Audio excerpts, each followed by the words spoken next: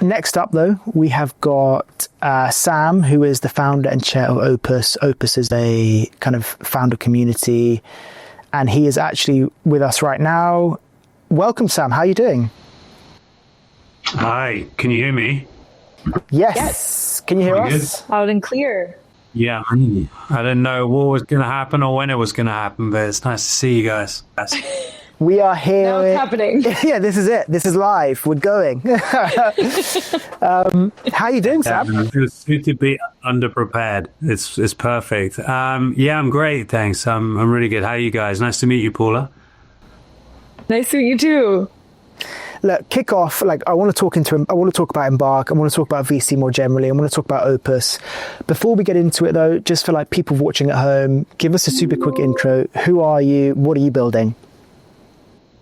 Yeah. Well, firstly, massive thanks for having me, and congratulations with what you guys are building. It's excited, and more importantly, it's needed. So, quick background: I have done a variety of different things, mostly in financial technology. 10 years ago, I helped form a private equity firm.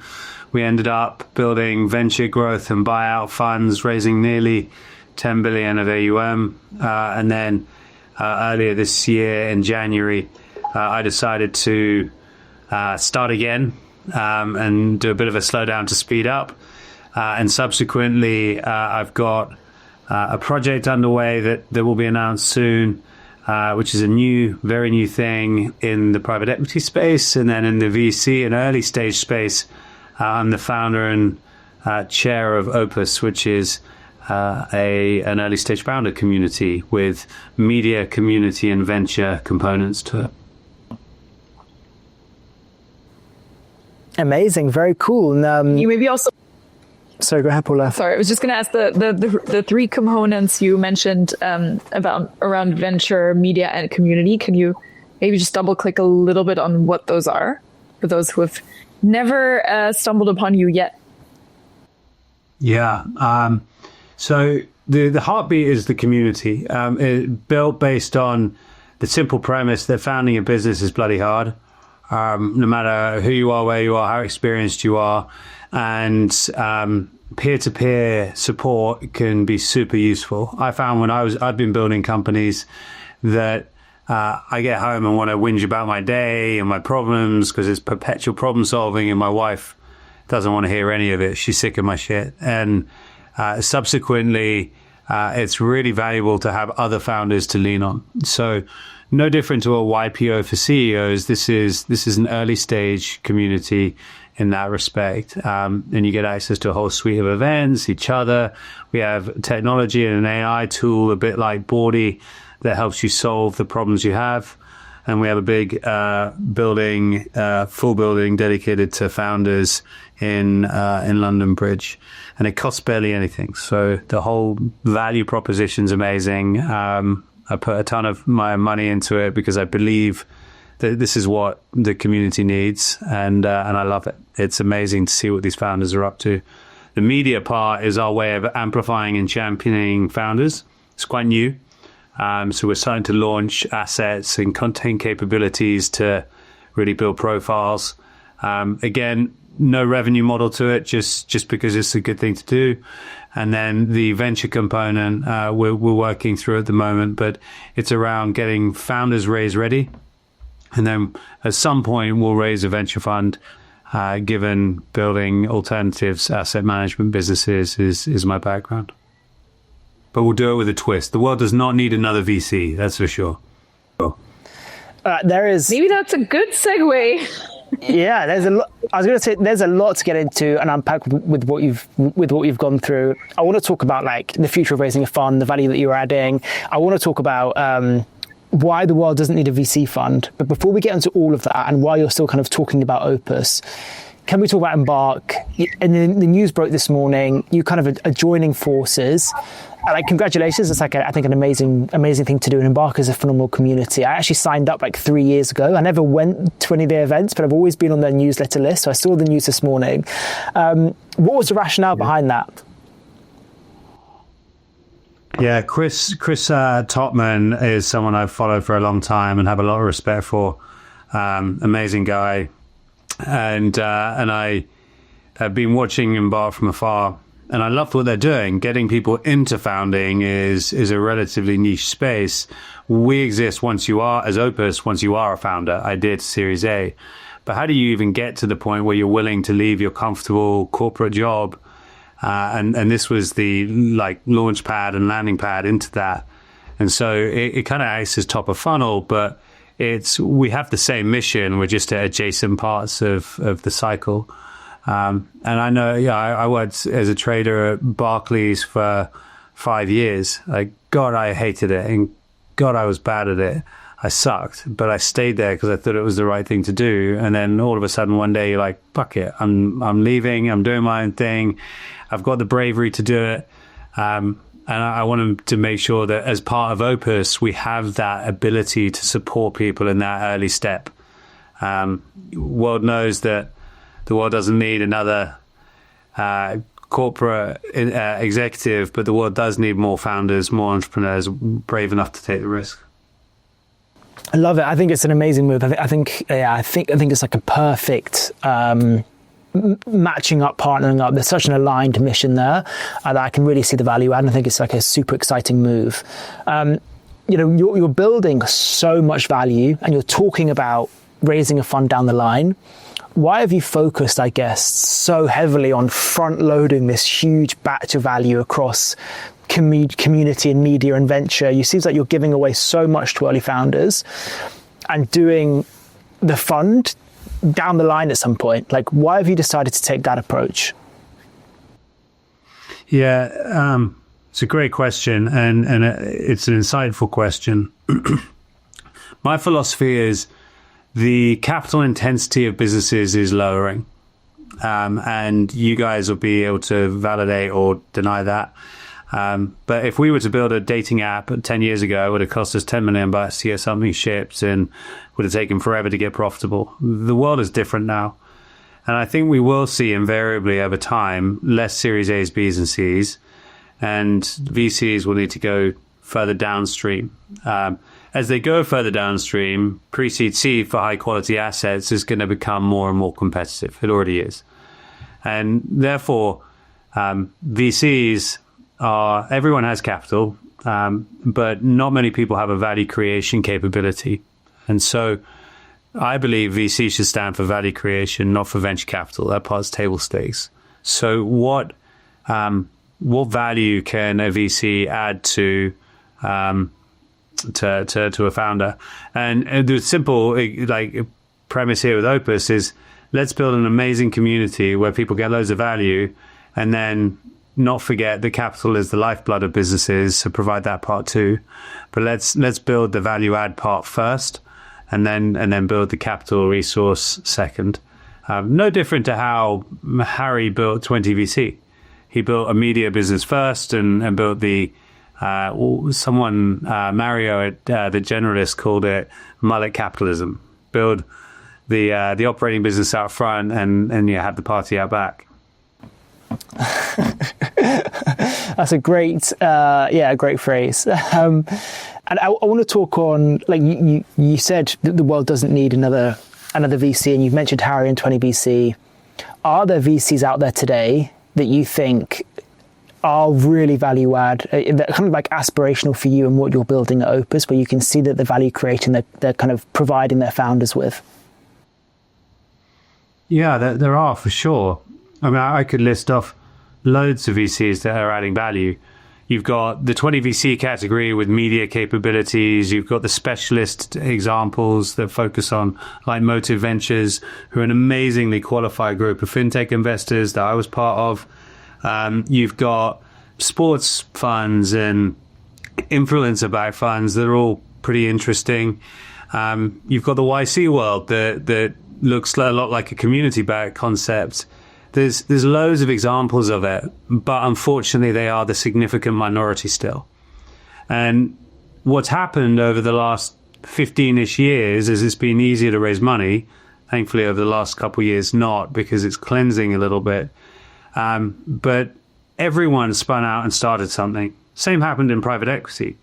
You had 150% growth over the last decade on number of VCs and PE firms. And that's not because they were bringing something particularly differentiated to the market. It's because they were sick of sitting underneath someone else's economics and thought they could go do it themselves. And so we saw a whole raft of undifferentiated propositions coming into the alternatives market. And I guess what I'm saying is if I'm going to play in this space and support founders, I'm not going to do it with something someone else is doing. I'm going to do it with something very different. And I'm going to try and do it in a way that is truly founder first, not a tagline on a website that says for founders by founders or for founders with founders. It's going to be something where the economics work better for the founder, where there's a value creation capability that the founder wants, so that when they accept the capital, they're accepting that support. That provides access that they didn't otherwise get. And you're going to ask me a question in a moment, I bet, that says, not because I read the preamble, but do good founders need VCs? And do they need support from VCs? My view is everyone needs support. Doesn't matter how good you are. If you're saying no to help, there's an imbalance, I think, in your humility. And so it's our job to try and create help that's not generic and is value additive. And if we don't achieve that, then we don't deserve to invest in someone's company. I also wanted to talk about your own investments, right? So you've got a lot of strong opinions about VC. You want to be able to really add value to founders, but you've also done, I think I read 100 angel investments yourself. What are you looking for when you're kind of making those angel investments? And have you already got a thesis on kind of the type of founders that you're looking for that you are going to kind of implement or build the Opus fund on one day? There's not a lot of rhyme or reason to my angel investing other than stuff I like and I have strong conviction behind, and that's usually people-based. I've made some amazing bets and I've made some incredibly poor bets. And overall, I think I'll net out fine. But I wouldn't write home as a world-class investor, but I'm not trying to be. I build brands, I raise money, and I'll make sure that my colleagues are the best investors in the market. And I'll pay for them so that they want to be with us and nowhere else. We do have a view on, as and when we come to market with a venture fund, providing pre-seed capital, what we're going to focus on. It'll be under the banner of AI native platforms across 3 sectors. But it's still nascent. And I'm trying to iron out how we can have as much impact for the community as possible. Yeah, okay, so you're still trying to focus on that value piece. Have you got a timeline of when you're going to start raising the fund and deploying it? Or is that something that's kind of like down the line, focus on the value in the community first? Yeah, we're very community focused right now, but probably no later than Q2 next year. Nice. What is, I think the community aspect is so interesting. What if I was completely unfamiliar, I'm a founder and just starting out, what would be the reasons to join Opus, and how do you also balance, the age-old question between kind of scale and quality? How do you kind of think about community building at the, at the top of your game? Yeah, I'll start with the first question.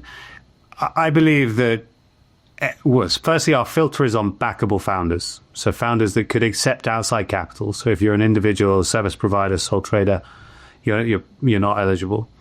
I believe that everyone has something useful to add, whether it be network, knowledge, experience, etc. So you become a node of knowledge and capability.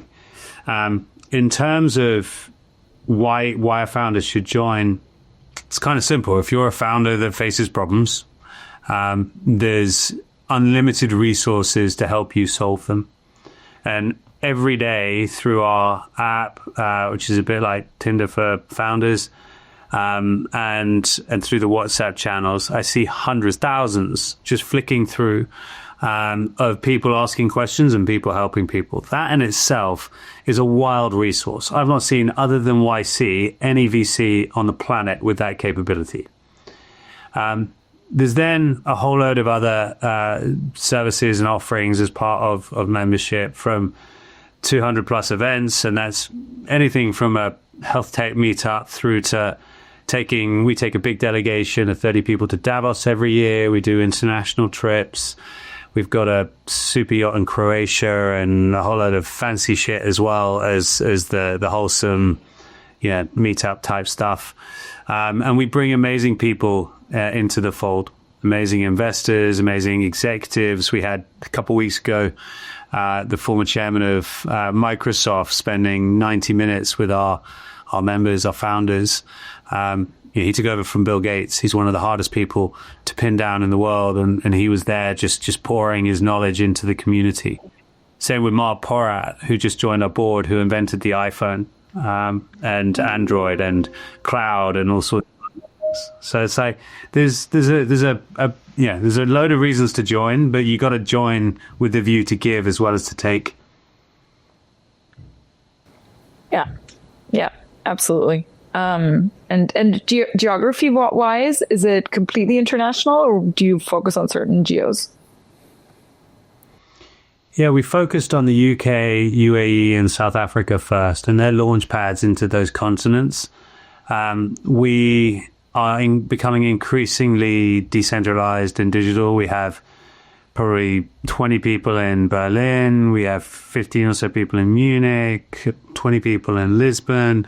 And so it's kind of dispersing, and that's beautiful. That's how our technology should make it. But we're HQ'd in London. Even though everyone's leaving, we're not. We're here. Doubling down on London, that's what we like to hear. I almost wanted to get your opinion about the state of the VC model as a whole, and you've spoken a lot about how a lot of VCs and capital is becoming commoditized.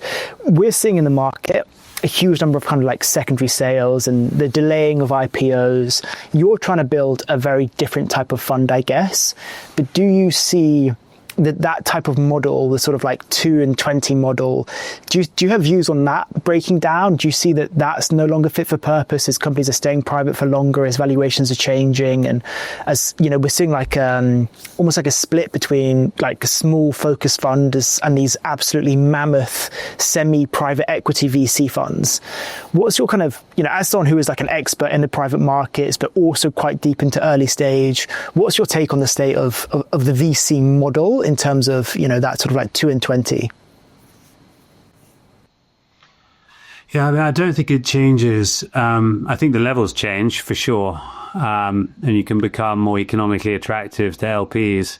But I don't think the fundamentals change a great deal. I think paths for liquidity do change massively. They've evolved astronomically in the private equity industry with NAV lending and secondaries and CVs and so on.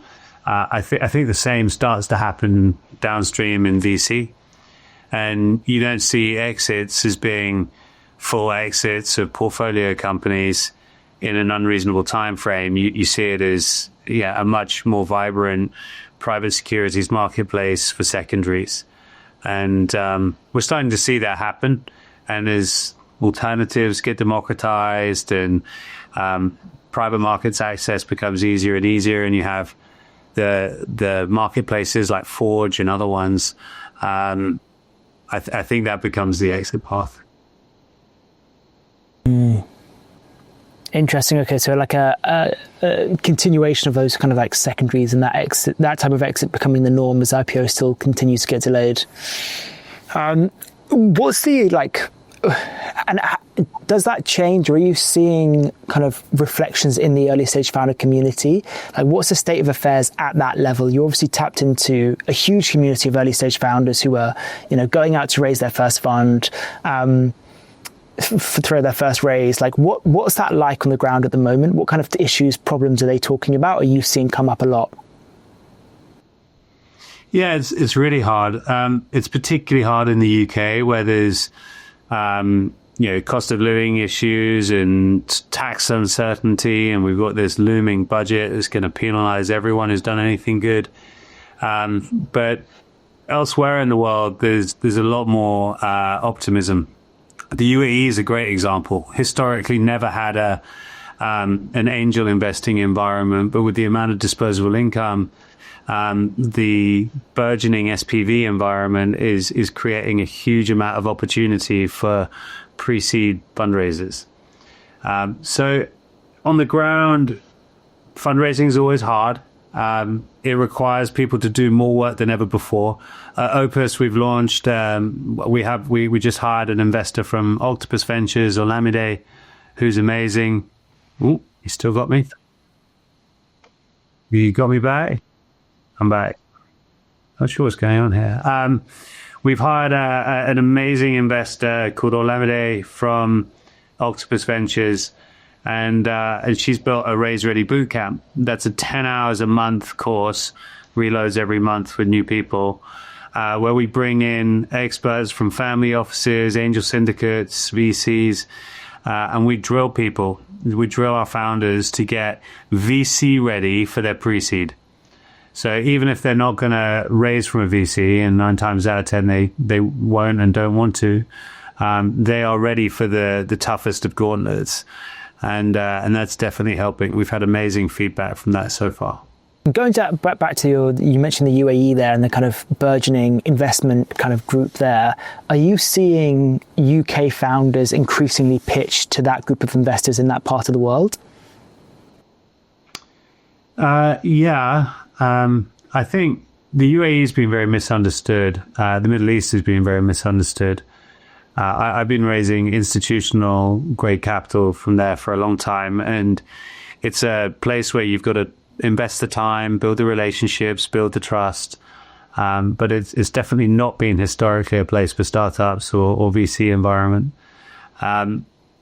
It's becoming more so with the retail investors and the angels. But I wouldn't go there specifically to raise capital as an early stage founder. You do often see people do it, but I wouldn't do it. If you move there, it's a different story. But I wouldn't head over there to raise my. Yeah, exactly. You're not going to raise your 500k pre-seed there without the relationships, at least. Yeah. What do you think? You alluded to it earlier that less capital is needed to start a company to create basic software. What do you think that's going to do to the VC market in the next 10 years? So 10 years ahead, what's going to remain? Are we going to have some sort of bifurcation, or what is sort of your prediction? What will get cleansed and what will stay? Yeah, it's such a good question. I'm gonna half answer it. Let's skip forward 10 years. Okay. The alternatives industry is totally unrecognizable, as is everything. But we're probably 5 years away from AGI and maybe another 5 away from superintelligence. That erodes competitive advantage in everything. In the same way Harmonica's leveled the playing field on sourcing, there's going to be no competitive advantage in sourcing. You'll be able to get in touch with anyone on anything at any time. And brand credibility will be the differentiator, as well as value creation. However, value creation will be a whole new topic. You'll be able to execute value creation plans and growth plans that would have taken years in months. And it all looks very different. Capital will be sourced, I think, predominantly into fund structures from retail investors versus institutional LPs. And so you've got to start preparing for what that world looks like. I've spent a lot of time over the last nearly year with some of the leading minds in AI who've been doing this for the last decade, thinking through what does a world with AGI and superintelligence look like for alternatives, and how can you start preparing for that today so that you're not playing catch up in a couple of years' time, because it is going to start to change quickly.